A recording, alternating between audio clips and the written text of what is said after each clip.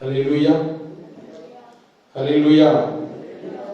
பிதாவாகிய தேவனாலும் கர்த்தராகிய இயேசு கிறிஸ்துவினாலும் உங்களுக்கு கிருபையும் அன்பும் தேவ சமாதானமும் உண்டாவதாக.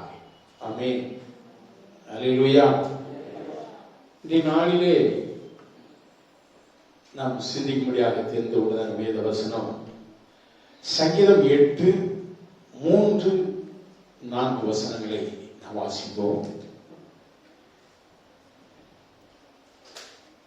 சங்கீதம் 8:3-4.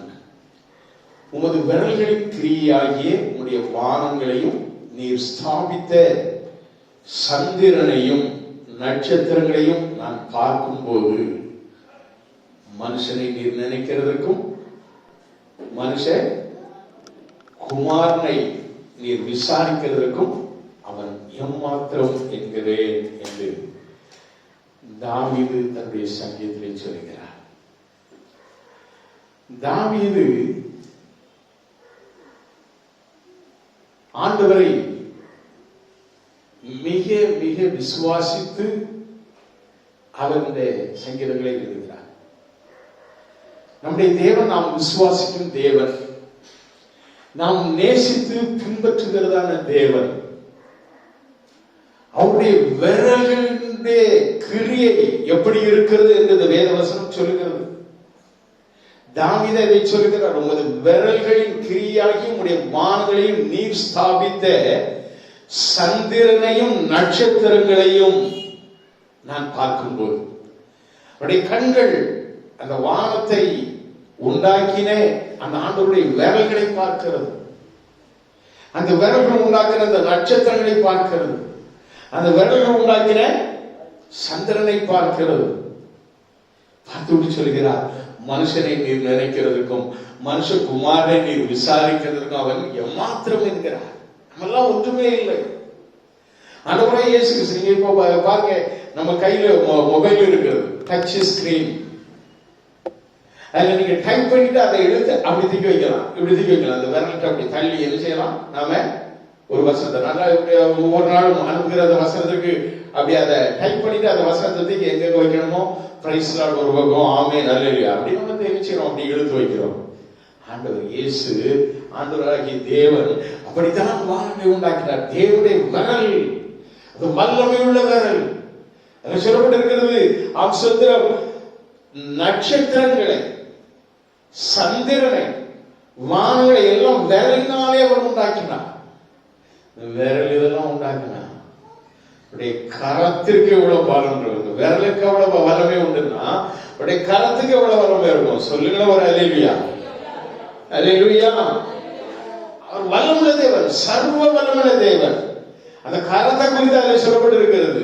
8-6 வசனத்தில் சொல்லப்பட்டிருக்கிறது, உடைய கரத்தின் கிரியைகளின் மேல் நீர் அவனுக்கு ஆளுகை தந்து சகலத்தை அவனுக்கு அவருடைய பாதங்களுக்கு கீழ்ப்படுத்தினீர் என்று சொல்லப்படுகிறது.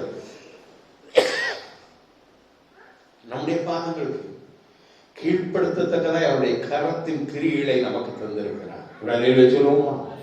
அல்லேலூயா. ஆண்டவராகிய இயேசு கிறிஸ்து இந்த உலகத்திலே வந்தார். அவர் நமக்காக வந்தார். தேவன் நம்மேல் வைத்த அந்த அன்பினாலே தம்முடைய ஒரே பேரான குமாரனை நமக்கு தந்தார். ஆண்டவராகிய இயேசு கிறிஸ்து இந்த உலகத்திலே வந்து அவர் அநேக அற்புத அதிசயங்களை செய்தார். அப்படி இயேசு அற்புத அதிசயங்களை செய்கிற தேவன். அவர் வல்லமுள்ள ஒரு ஆண்டவராக அவர் என்ன செய்தார், இந்த பூமியிலே செய்தார். அவர் செய்த அற்புதங்கள் அநேகம். ஆனாலும் இந்த உலகம் அவரை குறித்து என்ன சொல்லியது, இவர் பிசாசுகளின் தலைவர், பிசாசுகளினாலே துரத்துகிறார் என்று சொல்லி அப்படியாக அவரை ஏளனம் பண்ணினார். லூக்கா 11:20 நான் வாசிக்கும் பொழுது ஆண்டவர் அவர்களுக்கு ஒரு பதில் சொல்கிறார். வாசிங்க. லூக்கா 11:20 நான் தேவனுடைய விரலினாலே பிசாசுகளை துரத்துகிறபடியால் தேவனுடைய ராஜ்யம் உங்களிடத்தில் வந்திருக்கிறது என்று சொன்னார். இயேசு சொல்லுகிறார், நான் தேவனுடைய விரலினாலே பிசாசுகளை துரத்துகிறேன். தேவனுக்கு மகிமை கொடுக்கிறார். எந்த பிதாவாகிய தேவன் தம்முடைய ஒரே பேரான இயேசு கிறிஸ்து உலகத்துக்கு தந்தாரோ அந்த இயேசு கிறிஸ்து சொல்லுகிறார், நான் பிதாவுடைய தேவனுடைய விரலினாலே நான் நினைச்சுக்கிறேன் பிசாசுகளை துரத்துகிறேன். நிறைய பேர் சொல்லுவாங்க, நான் தான் இந்த சர்ச்சை கேட்டேன், நான் தான் இதை செய்தேன், நான் தான் அதை செய்தேன்னு சொல்லிட்டு தங்களை மகிமைப்படுத்துவார்கள். ஆனால் இயேசு பாருங்க, தேவனுடைய விரலினாலே பிசாசுகளை துரத்தினேன். நான் எத்தனை முறை உங்களுக்கு சொல்லியிருக்கிறேன், இந்த ஆலயம் கர்த்தராலே கட்டப்பட்டது, அவர் என்னை கொண்டு கட்டினார்னு சொல்லியிருக்கிறார். நான் தான் கட்டினேன்னு ஒரு நாள் நான் சொல்ல மாட்டேன். ஏன்னா எனக்கு அந்த தகுதியே கிடையாது, எனக்கு காசே கிடையாது, ஒன்றுமே இல்லாம ஒரு 7,000 ரூபாய் வச்சு பவுண்டேஷன் போட்டு இந்த ஆலயத்தை கட்டணும். ஒரு ஆலயம் சொல்லுவோமா? கர்த்தர் மகத்தான காரியங்களை செய்தார். அவர் அற்புத தேவர். அவருடைய விரல் என்ன செய்கிறது? சகல பிசாசுகளையும் எல்லா விதமான அம்சந்திரம் அந்நிய சக்தியுடைய வல்லமைகளை கட்டி அப்புறப்படுத்துகிறது. தேவனுடைய விரல் அது மிகவும் வல்லமையுள்ள விரல். நாம் பார்க்கிறோம், யோவான் 8ஆம் அதிகாரத்திலே 3 to 6 வரை நாம் வாசிக்கும் பொழுது அங்கு ஒரு பாவ ஸ்திரீயை அவளை கொண்டு வந்து ஆண்டவருக்கு இயேசுவுக்கு முன்பாக நிறுத்துகிறார்கள். இயேசுக்கு முன்பாக நிறுத்தும் பொழுது ஆண்டவர் என்ன செய்கிறார்? அப்படியே எல்லாரும் ஒண்ணு சொல்றாங்க, எல்லாரும் ஒண்ணு சொல்றாங்க, எல்லாரும் குற்றம் சொல்றாங்க. உன்னை என்னை கூட எத்தனை பேர் விரல் நீட்டி சொல்றாங்க. ஆனா ஒரு விரல் உன்னை பார்த்து நீட்டும் பொழுது மீதி ஒரு 3 விரல்கள் உன்னை பார்த்து இருக்கிறது என்பதை அவர்கள் அறியாதபடி உன்னை குற்றம் சுமத்துகிறார்கள். அவர்கள் உன்னை பார்த்து சொல்கிறாங்க, நீ ஒரு பாவி, நீ ஒரு கெடுகட்டவன், நீ ஒரு மோசமானவன். இப்படி எத்தனையோ பேர் சொல்லிக் கொண்டு திரிகிறார், தூற்றுகிறார். இந்த சகோதரி பார்த்து அப்படிதான் சொன்னாங்க, இவள் ஒரு பாவி, இவள் ஒரு விபச்சாரி என்று இயேசுவிடத்தில் கொண்டு விட்டார்கள். ஆண்டவரை இயேசு கிறிஸ்து தரையிலே எழுதி கொண்டிருந்தார். இயேசு கிறிஸ்துடைய விரல் தரையிலே எழுதி கொண்டிருந்தது. நீ உன்னுடைய பாவங்களை உணர்ந்து, உன்னுடைய பாவங்களை அறிக்கையிட்டு, உன்னுடைய பாவங்களை இயேசுவினிடத்திலே, ஆண்டவரே நான் செய்த பாவத்தை மன்னியும் என்று உன்னுடைய உள்ளம் ஆண்டவரிடத்திலே கேட்கும் பொழுது இயேசு உன் பாவங்களை மன்னித்து உன்னுடைய பெயரை ஜீவ புஸ்தகத்தில் எழுத வல்லமுள்ள தேவனாய் இருக்கிறார். அல்லேலூயா. வெளிப்படுத்தல் 21:27 நாம் வாசிக்கும் பொழுது அம்சத்தரும் அங்கே ஜீவ புஸ்தகத்தில் நம்முடைய பெயர்கள் எழுதப்படுகிறது. நீ எப்பொழுது பாவ மன்னிப்பை பெற்றுக் கொள்கிறாயோ, எப்பொழுது உன்னுடைய பாவத்தை உணர்ந்து நீ அந்த இடத்துல இயேசுக்கு முன்பாக வந்து நிற்கிறாயோ, அப்பொழுது உன்னுடைய பாவங்கள் மன்னிக்கப்பட்டு உன்னுடைய பெயர் ஜீவ புஸ்தகத்தில் எழுதப்படுகிறது. அல்லேலூயா. பிரியமானவர்களே, தேவனுடைய விரல் பிசாசின் கட்டுகளிலிருந்தோ மனுஷனை விடுதலையாக்கும் என்று சொல்லி நாம் வேதத்திலே நாம் பார்க்கிறோம். தேவனுடைய விரல் எல்லா அசுத்த ஆவிகளையும் விரல் என்று சொல்லி நாம் பார்த்தோம். பிரியமானவர்களே, லூக்கா எழுதின சுவிசேஷம் 13ஆம் அதிகாரம் 16வது வசனத்திலே நாம் வாசிக்கும் பொழுது அங்கு ஆலயத்திலே ஒரு கூனியாகிய ஒரு சகோதரியை ஆண்டவர் பார்க்கிறார். 18 வருஷமாக கூனியாக இருந்தவள், 18 வருஷம். ஆண்டவர் அவளை தொட்டு குணமாக்குகிறார். அவருடைய கூனானது நிமிர்கிறது. அல்லேலூயா. அவரிடத்திலிருந்து அவளை கூறச் செய்த, அவருடைய சரீரத்தை குறுக செய்த, அந்த சரீரத்தை கெடுத்து கொண்டிருந்த இந்த பொல்லாத ஆவியை ஆண்டவர் துரத்துகிறார். அவள் நிமிர்ந்து ஆண்டவரை துதித்தார். ஒரு அல்லேலூயா சொல்லுமா? பிள்ளைகளே, நம்முடைய வாழ்க்கையில் கூட நாம் கூனி குறுகி நின்றுதான வேளைகளிலே கர்த்தருடைய விரல் நம்மை தொட்டு நம்மை பலப்படுத்துகிறது. நாம் அடுத்தவர்களுக்கு முன்பாக கூனி குறுகாதபடி நம்மை பாதுகாக்கிறது. நாம் சோதரம் இயேசுவின் நாமத்தினாலே நம்மை தலை நிமிர்ந்து நடக்க செய்கிற ஆண்டவர் நம்முடைய ஆண்டவர். நம்மை தொடுகிறார், அவருடைய விரலினாலே தொட்டு நமக்கு ஆசீர்வாதத்தை தருகிறார். அல்லேலூயா. நம்முடைய சூழ்நிலையில் இந்த விபச்சாரி அந்த ஸ்திரியை பார்த்து ஆண்டவர் சொன்னார், ஆம் சோதரன், நீ போ, உன் பாவங்கள் உனக்கு மன்னிக்கப்பட்டது, இனி நீ பாவம் செய்யாது, இனி நீ பாவம் செய்யாது. ஆம் சோதரம், தேவனுடைய சமூகத்தில் கண்ணீரோடு வந்து நின்று, ஆண்டவரே என்னுடைய பாவத்தை மன்னியும் அப்படின்னு சொல்லி நீ கேட்ட அப்படின்னு சொன்னா, பாவங்களை மன்னிக்கிறதுக்கு தயவுறுத்த நம்முடைய ஆண்டவர் பாவத்தை மன்னித்து உனக்கு விடுதலை கொடுக்கிற வல்லமுள்ள தேவனாக இருக்கிறார். அல்லேலூயா. அவர் விரல் உன்னை தொடும். அவர் விரல் உன்னை என்ன செய்யும்? ஆம் சொல்கிறோம், உன்னை தொட்டு உன் பாவத்தை நீக்கி உன்னை பரிசுத்தமாக்கி ஆம் சொல்கிறோம் கிறிஸ்துவண்டையிலே உன்னை கொண்டு வந்து நிறுத்தும். Praise God. அல்லேலூயா. மூன்றாவது நான் பார்த்தால் தேவனுடைய விரல் யாத்ரா புஸ்தகத்திலே நான் வாசிக்கும் பொழுது, 8ஆம் அதிகாரத்திலே நான் வாசிக்கும் பொழுது அங்கு நாம் பார்க்கிறோம், பார்வோனுக்கு முன்பாக மோசே ஆரோனை கூட்டிக் கொண்டு போய் அங்கு அற்புதங்கள், அதுதான் 10 வாதைகள் என்று சொன்னாலே அது 10 அற்புதங்கள் தான். அந்த 10 வாதையிலே அம்சத்திரம் முதல்ல 2-3 வாதைகளை அவர்கள் பண்ணும்போது மந்திரவாதிகளும் அதை என்ன செய்தார்கள்? பண்ணினார்கள் என்று சொல்லப்படுகிறது. அப்படித்தான் அநேக ஜனங்கள் ஆண்டவர் செய்கிற அற்புதத்தை விட இந்த மந்திரவாதி, ஜோசியரு, சூரியக்காரங்க இவங்கிட்ட போய் எப்படியாவது விடுதலை அடையணும், அவங்க செய்த மந்திரத்தை, அவங்க செய்கிற காரியத்துல எப்படியாவது நம்ம விடுதலை அடைந்துடலாம்னு ஜனங்கள் ஓடிக்கொண்டே இருக்கிறார்கள். உண்மை தெய்வத்திடத்துல வந்தா அவருடைய விரல் எப்படிப்பட்டது என்பதை நாம் வாசிப்போம். சொல்கிறோம் யாத்திராவும் 8ஆம் அதிகாரம் 19வது வசனத்துல வாசிக்கும் பொழுது அங்கு நாம் பார்க்கிறோம், கர்த்தருடைய அந்த விரல், தேவனுடைய விரல் பார்வோனையும் அவருடைய மந்திரவாதிகளை கலங்க செய்கிறதாகி இருந்தது. ஒரு அலையில் சொல்லுவோமா? வாசிக்க 8:19. அப்பொழுது மந்திரவாதிகள் முந்தின வசனத்தை வாசிப்போமே. மந்திரவாதிகளும் தங்கள் மந்திர வித்தையினால் பேய்களை பிறப்பிக்கும்படிக்கு பிரயத்தனம் செய்தார்கள். செய்தும் அவர்களால் கூடாமல் போயிற்று. பேய்கள் மனிதர்கள் மேலும் மிருக ஜீவன்கள் மேலும் இருந்தது. அப்பொழுது மந்திரவாதிகள் பார்வோனை நோக்கி, இது தேவனுடைய விரல் என்றார்கள். ஒரு அலையில் சொல்லுமா, அவனுக்கே தெரிஞ்சு போச்சு. அம்சத்திரம் மோசே செய்கிற எல்லாரையும் நம்மளால செய்ய முடியும் என்று என்ன செய்தாங்க? அப்படியே தெம்பா இருந்தாங்க. பார்வோனும் மந்திரவாதிகளை பாராட்டி கொண்டிருந்தான். ஜீவனுள்ள தேவனுக்கு முன்பாக அவர் ஒன்றுமில்லை என்பதை அறியாமல் இருந்தார்.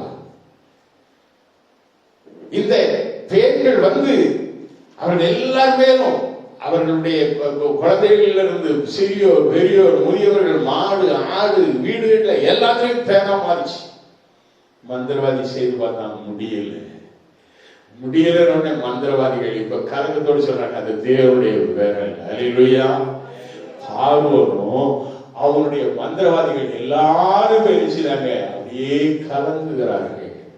தேவனுடைய பிள்ளைகளே, தேவனுடைய விரல் அது பயங்கரமான அற்புதங்களை, அதிசயங்களை செய்கிறார்கள்.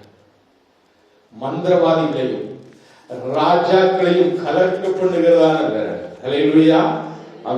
இஸ்ரவேல் ஜனங்களை மோசே அனுப்புமாறு பார்வோனிடத்திலே கேட்ட பொழுது பார்வோன் செவி கொடுக்கவில்லை. அற்புத அதிசயங்களை கண்டும் அவன் செவி கொடுக்கவில்லை. இந்த காரியத்தை மந்திரவாதிகள் தேவனுடைய விரல் என்று சொன்ன பொழுதும் கூட அவன் என்ன செய்யவில்லை? செவி கொடுக்கவில்லை. ஆண்டவர் சொல்வார், நான் தான் உன்னுடைய இருதயத்தை கடினப்படுத்தினேன், இன்னும் என்னுடைய அற்புத அதிசயங்களை அவன் கண்டு அதுக்கு பிறகு என்ன செய்வான்? விடுதலை பண்ணுவான். கடைசியாக சங்கார தூதன் வந்து முதல் பிறந்த அனைத்தையும் மிருக ஜீவன்களிலிருந்து தலைச்சர் பிள்ளைகள் வரைக்கும் எந்த வீடும் விடாம எல்லாவரையும் என்ன செய்தான்? சாகடித்தான் சங்கார தூதன். ஆனால் என்ன ஒரு அர்த்தம் தெரியுமா? இஸ்ரவேல் ஜனங்கள் தங்கியிருந்ததான் அந்த கோசன் நாட்டிற்குள்ளே ஒரு வீட்டுல கூட அழகு சத்தம் கேட்கல, ஒரு சாவும் விடல. காரணம் என்ன? இயேசு கிறிஸ்துடைய ரத்தமாகிய அந்த ரத்த நிலைக்கால்களில் பூசப்பட்டது. பஸ்கா ஆட்டுக்குட்டி அடிக்கப்பட்டு அந்த நிலைவாசல் அந்த மேல் சட்டத்திலிருந்து ரெண்டு புறமும் இருக்கிற நிலைக்கால்களிலும் பூசப்பட்டு இருந்தது.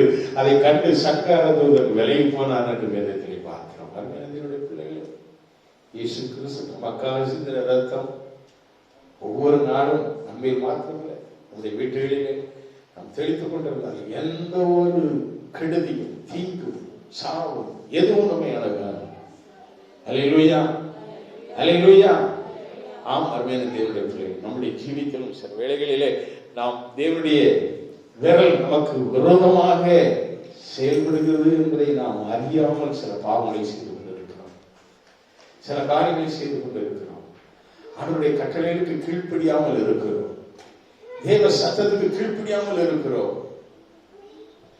ஆனால் கீழ்ப்படிந்தால் ஆண்டவர் சொல்லியிருக்கிறார், என்னுடைய கட்டளைகளுக்கு என்னுடைய நியாய பிரமாணங்களுக்கு நீங்கள் கீழ்ப்படிந்தால் உங்கள் சத்துருக்களை என்னுடைய சத்துருக்களாக நான் நினைப்பேன் என்று ஆண்டவர் சொல்கிறார். சொல்லுங்களேன், உங்களுடைய சத்துருக்களை என்னுடைய சத்துருக்களாக நினைப்பேன் அப்படின்னா என்ன? நான் அவர்களை எதிர்த்து போராடி அவர்களை அழிப்பேன், அவர்களை சங்காரம் பண்ணுவேன் என்று ஆண்டவர் சொல்கிறார். எப்படிப்பட்ட தெய்வம் நம்முடைய தெய்வம்? நாம் தான் ஆண்டவருடைய அந்த சத்தத்திற்கு, கட்டளைகளுக்கு, நியாய பிரமாணங்களுக்கு கீழ்ப்படுதல் இல்லாமல் நாம் விலகி செல்கிறவர்களாய் காணப்படுகிறோம். அருமையான தேவனுடைய பிள்ளைகளை, யோனாவுக்கு நேராக தேவனுடைய விரல் நீட்டப்பட்டது. ஆண்டவருக்கு கீழ்ப்படியல, ஆண்டவர் சொன்னதுக்கு அவன் கீழ்ப்படியல. கடைசியில தூக்கி கடல்ல தூக்கி போட்டாங்க, யோனாவை தூக்கி கடல்ல தூக்கி போட்டாங்க. ஒரு பெரிய மீனை தேவன் ஆயத்தம் பண்ணி இருந்தா அந்த மீன் அவனை விழுப்பி போட்டது என்று சொல்லி நாம் வேதத்தில் வாசிக்கிறோம். 3 நாட்கள் மீன் வயிற்றிலே, மீனுள்ள வயிற்றுக்குள்ள எப்படி இருக்கும் சொல்லுவோம்? என்னெல்லாம் இருக்கும்? மீன் வயிற்றுக்குள்ள என்னெல்லாம் இருக்குங்க? அங்க என்ன நல்லா குஷியை போட்டு, நல்லா டபுள் காட்டு பெட்டு போட்டு, அப்படியே இது பண்ணி கொசுவலை போட்டு அப்படியே இது பண்ணி ஒரு படுக்கை ஆயத்தம் பண்ணி இருந்தார் ஆண்டவர். 3 நாள் சுகமா ஒரு ஏசி மாதிரி அப்படி இருந்திருக்கும் அப்படின்னு நினைக்கிறீங்களா? நாத்தம் முடிச்சதுங்க உள்ள அது என்னது எல்லாம் அழுகுனது வச்சது எல்லாத்தையும் தூக்கி கபக்குன்னு விழுங்கும். மீனை பார்த்துட்டீங்கன்னா உங்களுக்கு தெரியும், எல்லாத்தையும் விழுங்கும். செத்து போனேன் அதோடைய மீன்களையே அது சாப்பிடும், உயிரோட மீன்களையும் சாப்பிடும், எல்லாத்தையும் சாப்பிட்டா அது வயதுக்குள்ள என்ன இருக்கும்? துர்நாற்றம் தான் இருக்கும். அந்த நாத்தத்துக்குள்ள 3 நாள் இருந்தால்தான் ஆண்டவரை நோக்கி பாருங்க.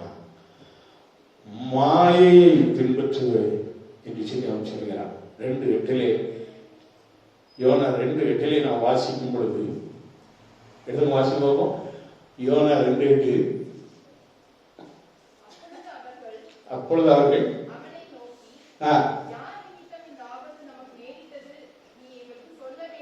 2:8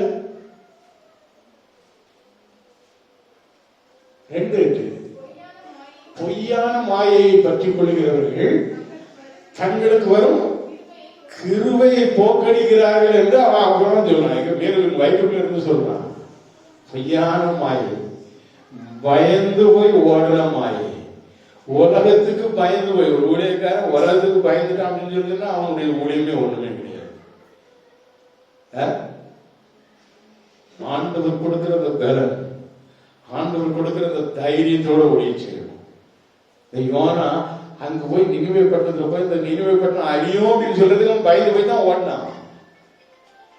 ஆண்டவர் என்ன சொல்றாரு அதை தைரியமா சொல்லணும். செத்த ஆண்டவரோடு இருந்தாலும் ஆண்டவரோடு ஒரு அலையில சொல்லுவோம். அதுதான் உண்மையான ஊழியத்தினுடைய ஊழியக்காரனுடைய எண்ணமா இருக்கணும், ஹார்ட் பீட்டா இருக்கணும். இந்த உலகத்திலே நான் இருக்கும் பொழுது தேவரே நீர் என்னோடு கூட இருக்கிறேன், நான் செத்த நம்ம கூட இருக்கிறேன். இதுதான் ஊழியம். Very simple. சாவுக்கு பயப்பட்டா நம்ம விசுவாசியே கிடையாது. அல்லேலூயா. செத்துருவோம்னு நம்ம இது பண்ணா நம்ம விசுவாசி கிடையாது. சாவு எப்பவும் வரும். செத்தா நான் எங்க இருப்பேன் என்பதுக்கு தான் நம்ம பயப்படணும். அல்லேலூயா. செத்தா நாம எங்க இருப்போம் அப்படின்னு நீ நினைச்சு நீ பயப்படலாம். அப்ப நீ அதை பயப்படாதபடி இருக்கணும்னா, நான் செத்தா பர்வத்தில் இருப்பேன், பர்வத்தின் தேவனோடு கூட இருப்பேன்னா உனக்கு சாவுங்கிறது பயமே கிடையாது. அல்லேலூயா. அல்லேலூயா. அதனால அப்போஸ்தலன் பவுல் சொன்னான், என்ன சொன்னாரு? கிறிஸ்து எனக்கு ஜீவன், சாவு எனக்கு ஆதாயம் சொன்ன. அதுதான் உண்மையான ஒரு ஊழியக்காரன். அல்லேலூயா. தேவனுடைய பிள்ளைகளே, தேவனுடைய விரல் யோனாவை தொட்டதுக்கு காரணம் அதுதான். ஜீவ புஸ்தகத்தில் நம்முடைய பேர்களை எழுதும் விரலாக ஆண்டுடைய விரல் இருக்கிறது. அல்லேலூயா. அடுத்ததாக நான் பார்க்கும் பொழுது சோதரம் தானியேல் 5:5 நாம் வாசிக்கும் பொழுது தேவனுடைய விரல் மனுஷர்களை எச்சரிக்கையா இருக்கிறதா காணப்படுகிறது, எச்சரிக்கை பண்ணுகிறது. தேவனுடைய விரல் அங்கு பெல்சாத்சார் என்கிறதானே அந்த ராஜா என்ன செய்கிறார்? தேவனுடைய ஆலயத்தில் உள்ள பாத்திரங்களை, வெள்ளி பாத்திரங்களை, பொற்பாத்திரங்களை கொண்டு வந்து அவனும் அவனோடு கூட இருக்கிறவனும் அவனுடைய மனைவிமாரும் அவனுடைய வைப்பாட்டிகளுமாக என்ன செய்கிறார்கள்? அங்கு மது அருந்தி தேவனுடைய ஆலயத்தில் உள்ள பொருட்களை நாம் எடுத்து பயன்படுத்தக்கூடாது. தேவனுடைய ஆலயத்தில் உள்ள அந்த பாத்திரங்கள், பாத்திரம் சொன்னா நாம நினைக்கிறோம் வெள்ளி பாத்திரம், பொன் பாத்திரம் சொன்னோடனே அந்த பாத்திரங்கள், ஒருவேளை தப்பம் வைக்கிற பாத்திரம், அந்த பாத்திரமும் சரிதான். இன்னொரு அர்த்தமும் உண்டு, இன்னொரு அர்த்தம் உண்டு. இது நான் தெரிந்து கொள்ளப்பட்ட பாத்திரம். யார சொல்றாரு? பவுலை பார்த்து சொல்லுகிறார். சவுலாக இருந்து பவுலாக மாறின அந்த பவுலை பார்த்து ஆண்டவர் சொல்றாரு, என்னது இது? நான் தெரிந்து கொண்ட பாத்திரம்ங்கிறாரு. அவன் எனக்காக எவ்வளவு பாடுபட வேண்டும் என்று நான் அறிந்திருக்கிறேன், அவனை நான் அதற்காக அழைத்திருக்கிறேன் என்று பவுலை அப்படித்தான் ஆண்டவர் ஊழியத்திற்கு அழைத்தான். தேவனுடைய பிள்ளைகளை,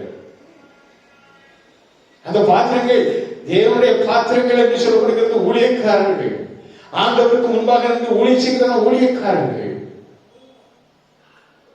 அதைத்தான் வேதமும் சொல்லுகிறது. அதை இந்த பெல்சாத்சார் என்ன செய்தான்? அவன் அதை தீட்டுப்படுத்தினான். அதனால ஆண்டுடைய விரல் சாந்து பூசப்பட்ட சோரிலே அது என்ன செய்யலாம்? எழுதியது. வாசிங்க 5:5.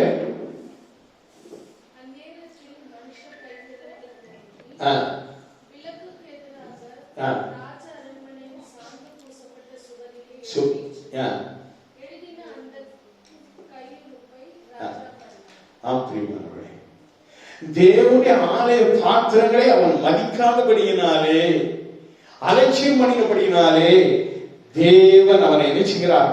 எச்சரிக்கிறார். எச்சரிக்கிறது மாத்திரம் இல்லை, நீ அதை பாபிங்க சொன்னீங்கன்னா அதே 5ஆம் அதிகாரத்திலே நான் வாசிக்கும் பொழுது கடைசியில நாம பார்க்கும்போது அவன் கொல்லப்படுகிறான்.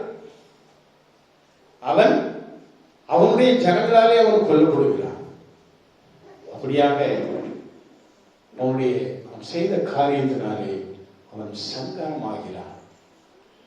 தேவனுடைய பிள்ளைகளே, இன்னொரு வசனத்திலே நான் பார்க்கும் பொழுது ஆண்டவருடைய விரல் நமக்கு கற்பனைகளை எழுதி தந்தது. ஒரு எழுதி வச்சுக்கோமா? மோசே அவர் அந்த மலைகளில் போய் ஆண்டவரை தரிசித்த பொழுது, அந்த மலையிலிருந்து இறங்கி பொழுது வரும் பொழுது ஆண்டவர் தன்னுடைய விரலினாலே எழுதப்பட்ட அந்த கற்பனையை எடுத்துக்கொண்டு வந்தான் என்று சொல்லி நாம் பார்க்கிறோம். ஆண்டவருடைய விரலினாலே எழுதப்பட்ட இந்த கற்பனைகள், அந்த கற்பலகை, நான் வாசிப்போம். யாத்ராகமம் 31:18 நாம் வாசிக்கும் பொழுது தேவனுடைய விரல் கற்பனைகளை நமக்கு எழுதி தந்தது என்பதை நாம் அதிலே வாசிக்கலாம். வாசிக்க. சீனாய் மலையில் அவர் மோசையோடு பேசி முடித்த பின் தேவனுடைய விரலினால் எழுதப்பட்ட கற்பனைகளை அவன் எடுத்துக்கொண்டு வந்தான். அவன் எடுத்துக்கொண்டு வந்து தேவனுடைய விரலினால் எழுதப்பட்ட கற்பனைகள். ஆனால் வேதம் ஒன்று சொல்லுகிறது. 2 கொரிந்தியர் 3:6 நாம் வாசிக்கும் பொழுது 2 கொரிந்தியர் 3:6 நாம் வாசிக்கும் பொழுது புது உடன்படிக்கையின் ஊழியக்காரராய் இருக்கும்படிக்கு அவரே எங்களை தகுதி உள்ளவராக்கினார். அந்த உடன்படிக்கை இயேசு கிறிஸ்துவுடையதா இல்லாமல் ஆவிக்குரியதா இருக்கிறது. எழுத்து கொல்லுகிறது, ஆவியை உயிர்ப்பிக்கிறது. எழுத்து கொல்லுகிறது. எப்படி எழுத்து கொல்லுகிறது? 32 யாத்ராகமம் 32:28 எடுத்து வாசிக்கலாம். அங்கு பவுல் அந்த கற்பனைகளை எடுத்துக்கொண்டு வந்த பொழுது ஆரோன் அங்க இருக்கிறதான இந்த இஸ்ரவேல் ஜனங்கள் ஆரோனை பயமுறுத்தியதுனாலே அவன் சொல்ற ஆபிரகாம் என்ன செய்தான்? அப்படியே அவங்களுடைய சேட்டைகளுக்கு உடன்பட்டுட்டான்.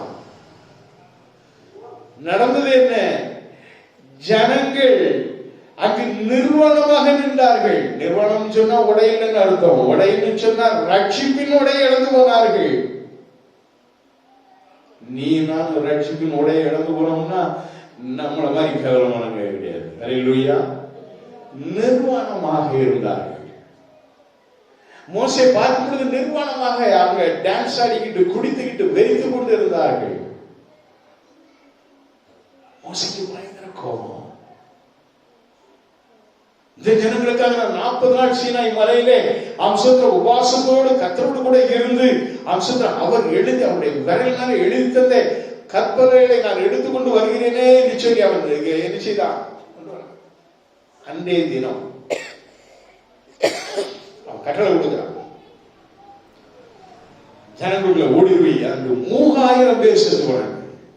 எப்படி? வெட்டி கொண்டு போட்டார்கள். காரணம் என்ன? பாவம் செய்ததினாலே. தன்னை ரட்சித்து எகிப்து தேசத்திலிருந்து அழைத்து கொண்டு வந்த அந்த தேவனுக்கு மகிமை செலுத்தாமல் கன்றுக்குட்டியை உருவாக்கிய கன்றுக்குட்டியை வணங்கி கேடுகட்ட ஜனங்கள் தங்களை நிர்வாணமாக்கி கொண்டார்கள். ரட்சிப்பின் வஸ்திரத்தை இழந்து போனார்கள். ஆண்டவர் நம்ம ஒவ்வொருவருக்கு ரட்சிப்பின் வசனத்தை கொடுக்கிறார். எப்பொழுது நீ இயேசு கிறிஸ்துவை விசுவாசித்தாயோ, எப்பொழுது இயேசு கிறிஸ்துடைய ரத்தத்தினால நீ கழுவப்பட்டாயோ, அப்பொழுது நீ இயேசு கிறிஸ்துடைய பிள்ளையாய் மாறி ஆம்சத்துல அவர் உனக்கு கொடுத்திருக்கிற ரட்சிப்பின் வஸ்திரத்தினாலே நீ அலங்கரிக்கப்பட்டிருக்கிறாய்.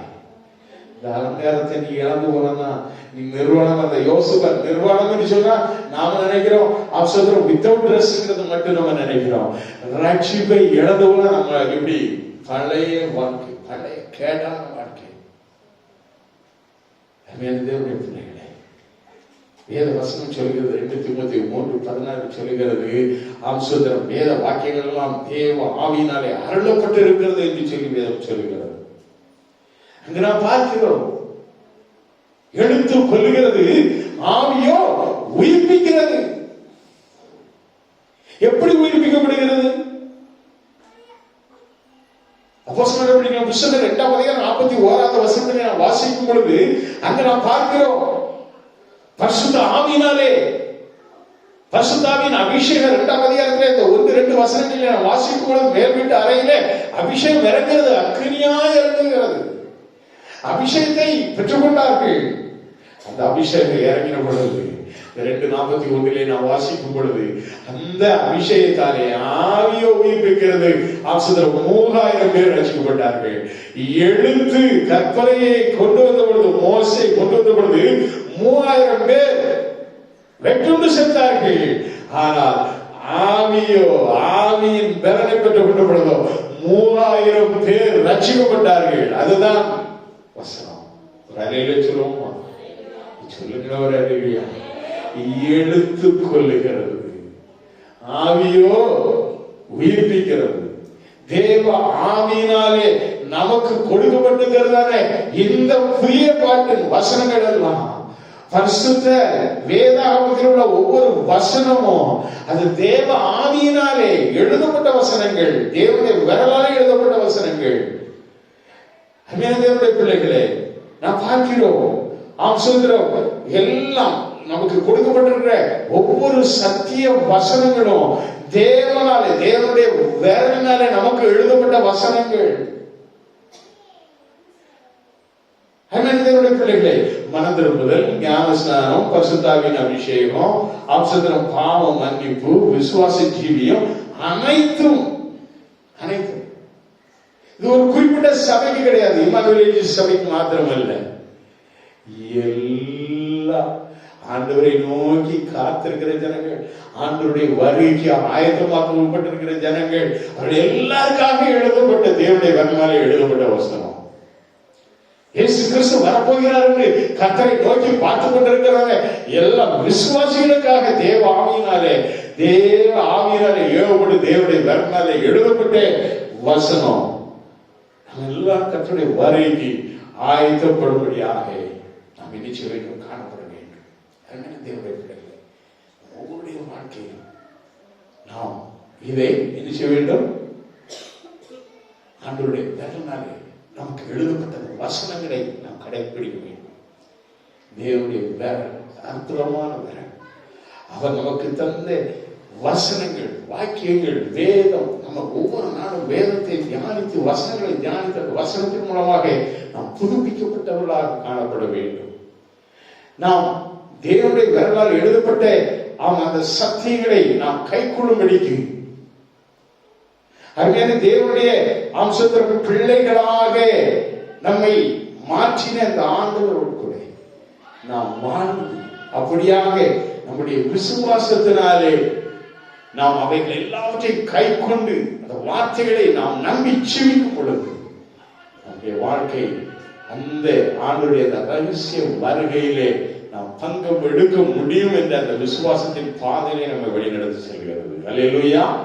ஆம், அந்த வருகைக்காக தேவனுடைய விரல்கள் இந்த சத்தியத்தை நமக்கு கொடுத்திருந்ததற்காக நாம் தேவனுக்கு நாம் நினைச்ச வேண்டும், ஸ்தோத்திரம் செலுத்த வேண்டும். வேதத்தை நமக்கு தந்திருக்கிறார். தேவனுடைய விரலால் எழுதப்பட்ட வசனங்கள். அல்லேலூயா, அல்லேலூயா.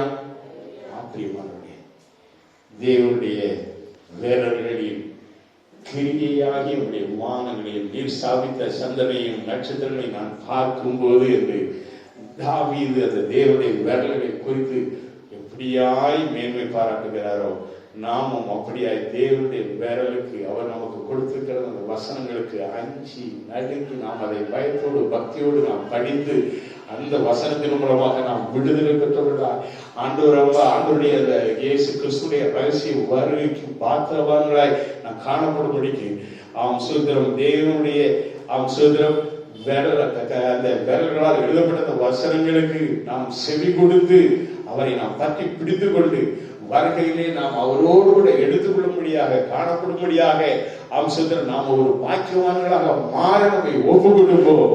தேவனுடைய விரல் நம்மை தொட்டு பலப்படுத்தும். தேவனுடைய விரல் நமக்கு விரோதமாக போராடுகிற எல்லா பிசாசுடைய கிரியைகளையும் எல்லா அந்நிய சக்தியுடைய வல்லமைகளையும் சுட்டெரிந்து நமக்கு விடுதலை தரும். தேவனுடைய விரல் நமக்கு விரோதமாக பேசுகிறவர்கள் மத்தியில கர்த்தர் நமக்கு என்ன செய்வார்? நம்மை உயர்த்துவார். நம்மை அவருடைய விரல் என்ன செய்யும்? பலப்படுத்தும். அவருடைய விரல் நமக்கு ஆசீர்வாதத்தை கொண்டு வரும். பிரியமானவர்களே, நாம் ஒரு வேளை ஆவது தவறு செய்தால் தேவனுடைய விரல் நம்மை எச்சரிக்கும்.